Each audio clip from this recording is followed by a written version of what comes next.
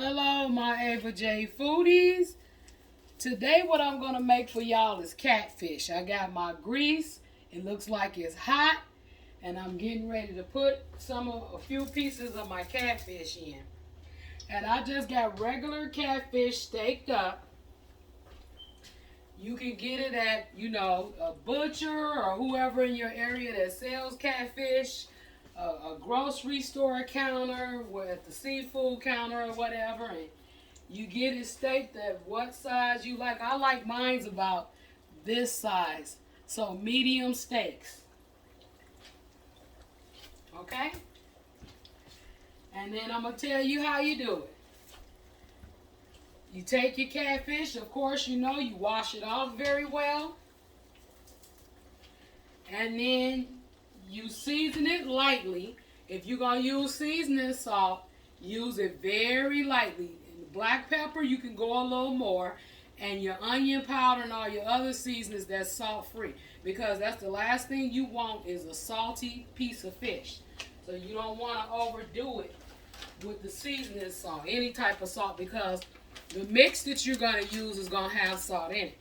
Now, I usually use this Louisiana seasoned crispy fish fry, the seafood bread, and I use this one for my catfish, or I use the Andes, which is in an orange looking bag. They say it's red, but when you pour it out, child, it's orange cornmeal that they didn't mix with seasoning. So that's what I use to make my fried catfish. Now, I know y'all, they always say baked or grilled is healthier, but I'm going to be honest. I don't like grilled or baked fish. I just don't really like it. I like that good old southern fried catfish, if you know what I mean. I've tried it numerous of times, grilled or baked, and I just can't get with it. It's just not what I'm looking for. That's just not the taste that I'm looking for. Now you can fry it in a Dutch oven or big cast iron pot like this, deep fry it, but you don't have to. You could do it in a skillet, preferably a thicker skillet, which is like cast iron, that where you will get that golden brown look to your fish and it will be cooked all the way through. For some reason, cast iron gets really hot and it gives that fish that golden brown look that you're looking for. Not to say you can't use other skillets, but they need to be heavy duty, because the thin ones, for some reason, they will cause the grease to burn quick and the fish will cook quick and the outside will be burnt and the middle will be raw. So you don't want that. That's a straight up disaster. So get you a good cast iron skillet. A lot of grocery stores sell them.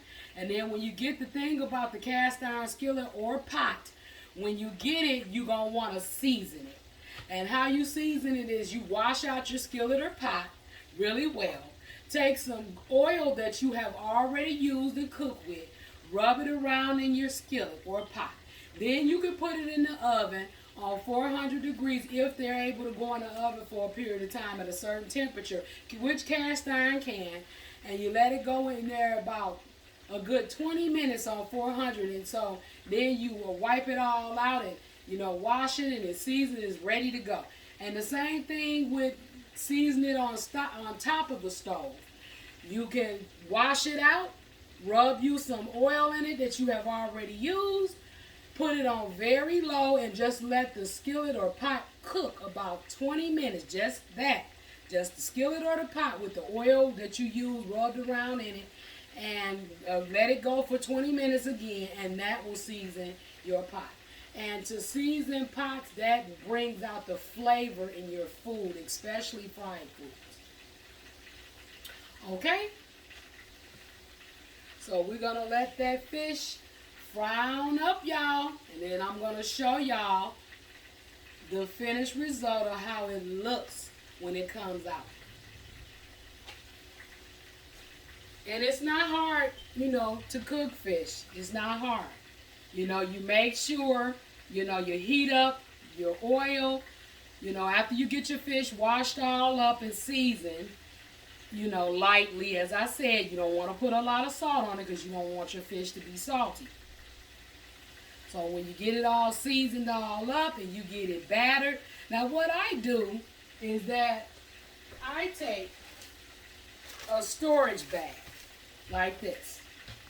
And I put my fish batter in it, dip it in and shake it up really well till all the fish is coated. And then what I do, for time's sake, so I won't have to keep going back doing it, I just lay out a sheet of aluminum foil, make sure I put all my fish in the bag. You, of course, at separate times because you can only put so many pieces in there at a time. Shake it all up and coat it real good, and then I just lay it across my foil until my grease is hot, and then I'm ready to go. That can save you a lot of time with doing it like that.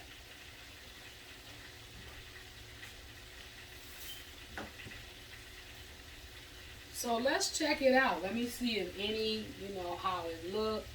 You don't want to be messing with it too much when it's frying because in the beginning, obviously the oil is hot, but it's not hot until that temperature where it gets the fish real crispy yet because it has just started recently cooking. You don't want to go to keep messing with the fish too much when the oil is still heating because then you could tear your fish all up. And who wants a bowl of tuna instead of a piece of fish?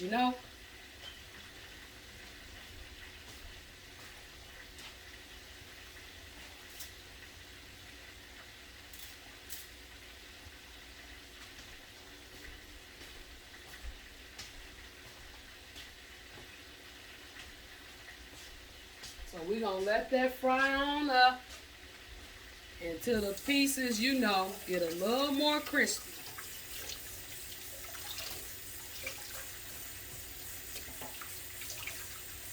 And then to go along with my catfish, I like spaghetti. That's a Midwestern thing, I know. Ones from the Midwest, y'all know what I'm talking about. Y'all can feel me. Because that's the way we was raised. I'm a Midwestern girl, and my mom, whenever we had catfish or different types of fish, we always had spaghetti on the side. And coleslaw. Today I don't have the coleslaw.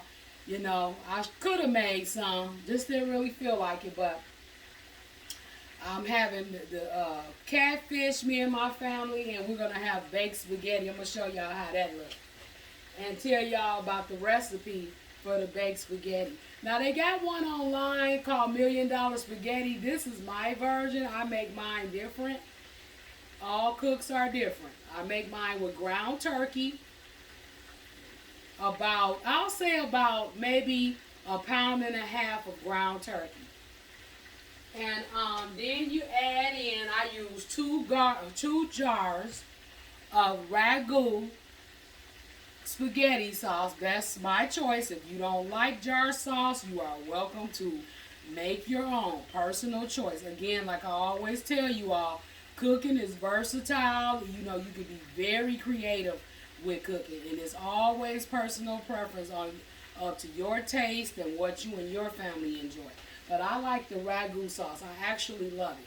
That's my favorite spaghetti sauce in the jar. So I use 2 of those once the ground turkey is ready and drained and all that. Of course, you need to season your ground turkey, whatever season is preferred that you prefer. You put in your ragu sauce, 2 jars, and just let it simmer. Let it simmer a good 30 minutes. And then, meanwhile, back at the ranch, you boil your spaghetti noodles. When they're soft, you pour all the water off. You get a container of sour cream. I do cottage cheese and Philadelphia cream cheese. You mix them all together. Make sure the cream cheese is soft. You blend them all together. When the spaghetti is piping hot after you have poured the water off, then you want to add that 3-way mixture in to your spaghetti. Stir it up. Then you want to add some of your meat sauce, which is the ground turkey and the spaghetti sauce together. You want to pour some of that in and mix that all up too. Then once you mix that all up, you want to pour it in a pan like a 9x13. And you want to layer it with sharp cheddar cheese or whatever cheese you prefer. That's the cheese I like. You put the last of, after you've layered that in, you put the last of the spaghetti sauce and ground turkey, on top. Pour it on top, and that's when you put the last layer of your cheese, whatever you prefer. And you bake it at 400 for about 30 minutes. And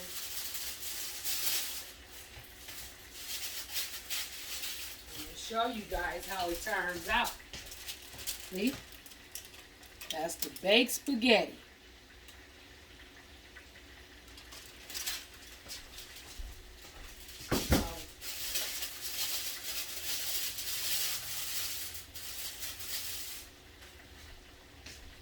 So that's how I eat my fish. That's the way I was raised, with the spaghetti on the side. And it is your choice of what you would like. I also like fries and coleslaw on the side with my spaghetti too. So it just depends on, you know, what I have a taste for that day. And we're going to continue frying our fish until it gets that crispiness. It doesn't have that crispiness that I'm looking for yet. I like I like my fish crispy. And again, when cooking, you cook your fish however you like. Some people may like a softer piece of fish. Personally, I like mine crispy. I also like my chicken crispy also. I like my skin with a bit of a crunch to it.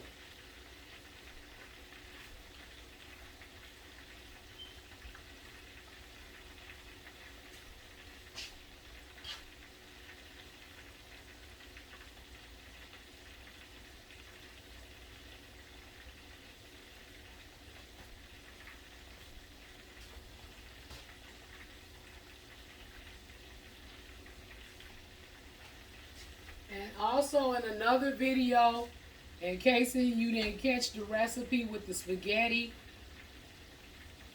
I can also down the line do another video so where I can tell you again step by step what you would need to make the baked spaghetti.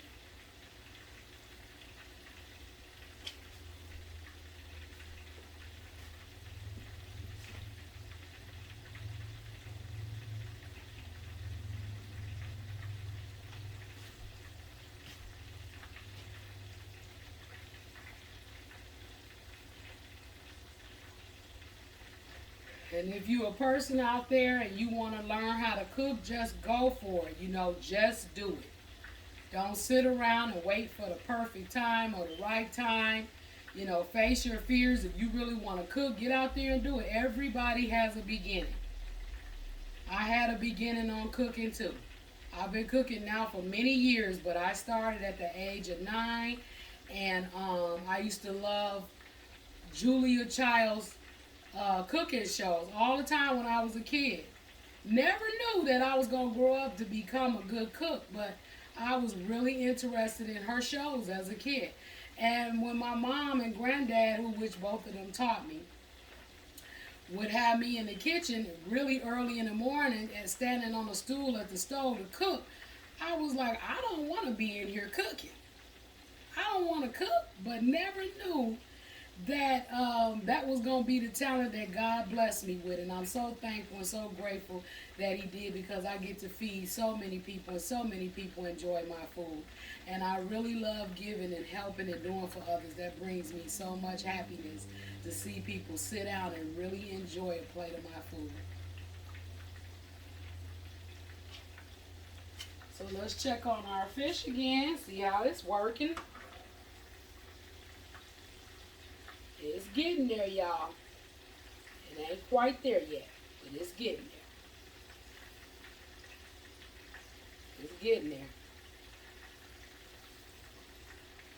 It's getting that crispiness to it that I like. Ain't there yet, y'all, but it's getting there.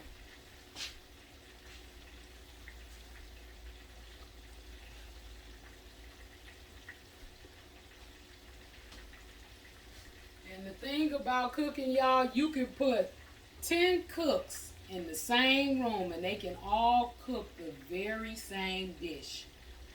But you know that every dish is going to have its signature taste and its own twist. That is so amazing to me. Every cook cooks different. Every cook adds their own twist. Me and my mom made a lot of the same dishes, but yet she taught me, and I always added my own twist, so it was a little bit different from hers. It was similar, but yet different, but yet both of the dishes are still delicious. So I thought that was amazing.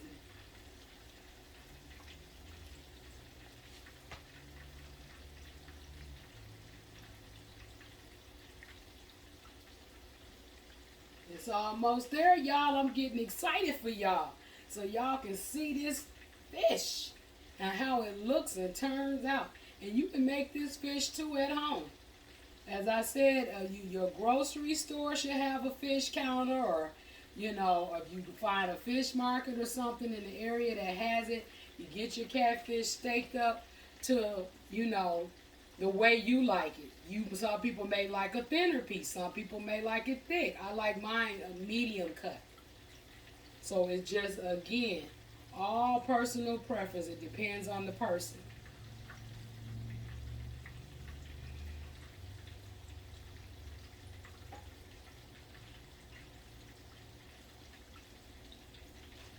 And honey, let me tell y'all, when I sit down and eat fish, I love fish. In one sitting, I can at least eat 4 to 5 pieces of fish. Who else loves fish like that? I love it. I put me some hot sauce on it, honey, and I go to town. I really do. When I was carrying one of my daughters, I would eat fish every week. I had to be careful though, because they didn't want you to eat a whole lot of fish while being pregnant, but it was just so tasty and so good. And she likes fish a lot too. But yeah, honey, I sure did. I would eat fish at least once a week because I would crave for that so heavily when I was carrying her. That's my oldest daughter.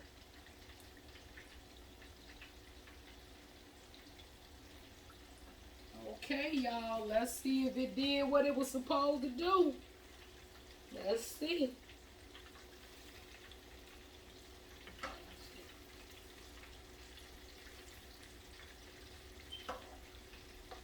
A little bit more. A little bit more. I like a certain crispiness.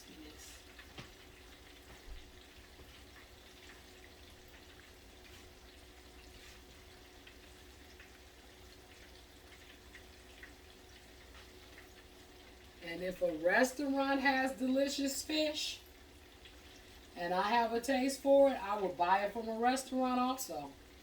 They have good fish and it's fried real golden brown and seasoned real well like I like it. I will definitely purchase it. We have a couple of places where I live at that I enjoy their fish, their catfish very much.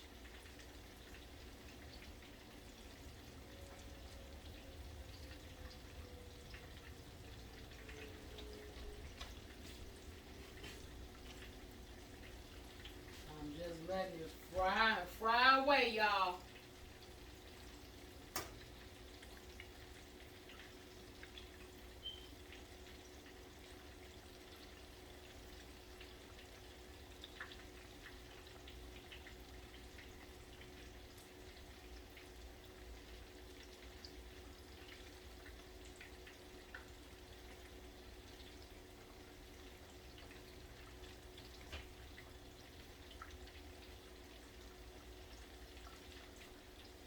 And it doesn't take real long to cook, but again, I like a certain crispiness to my fish.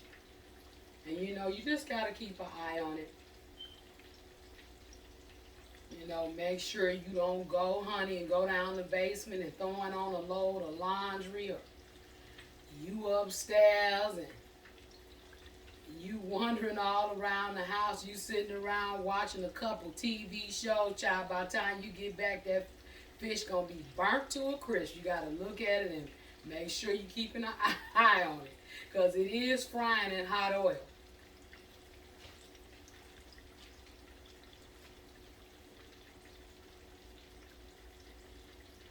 and cooks, honey, don't be afraid if you mess up, honey, because I sure have burnt up some stuff before. Sure have. I ain't perfect, and I ain't ashamed to say it. I have burnt up and messed up on stuff too.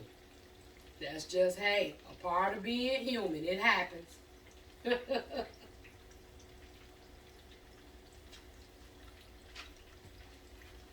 But to be a good cook, you start off somewhere, honey. You get up one day, decide you're going to cook, and you just keep doing it every day until you get really good at it. Trust me, you'll get good. The longer you do it, the better you'll become at it. Okay, let's check this out again, see if these buddies is ready. Yeah, that look like that about what I'm looking for. Yes, that's that crispiness I'm looking for. That pretty old golden brown. Look at it.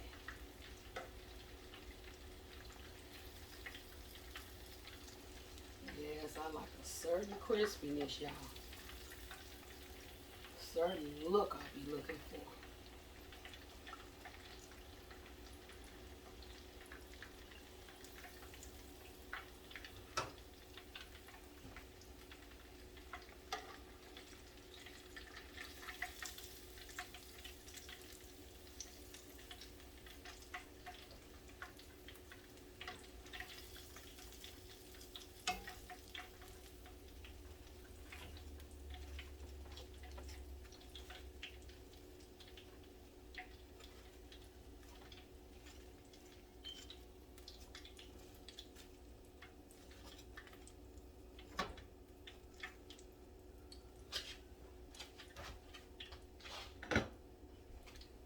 So let me let y'all see a close up.